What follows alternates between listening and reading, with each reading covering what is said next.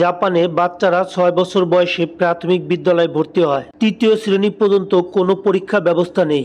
এই সময়টা তাদের নৈতিক শিক্ষা, সামাজিক মূল্যবোধ এবং ভালো অভ্যাস তৈরির জন্য ব্যবহার করা হয়। ১২ বছর বয়স পর্যন্ত জীবনের প্রয়োজনীয় নৈতিক শিক্ষা, সামাজিক মূল্যবোধ এবং দৈনন্দিন সমস্যার সমাধান করার দক্ষতার উপর বেশি গুরুত্ব দেওয়া হয়। জাপানিরা মনে করে মানবিক গুণাবলী এবং সঠিক মূল্যবোধ তৈরি না হলে শিক্ষার আসল উদ্দেশ্য ব্যর্থ।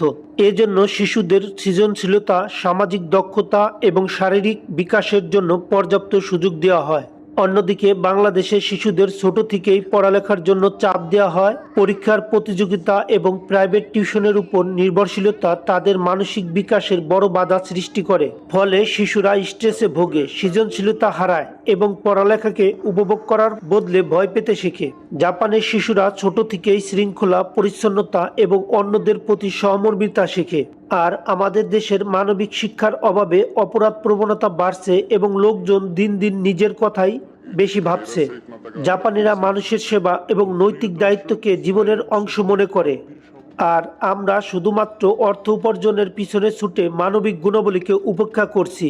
আমাদের উচিত জাপানের শিক্ষা ব্যবস্থা থেকে শিক্ষা নিয়ে একটি মানবিক ও উন্নত সমাজ গড়ে তোলা।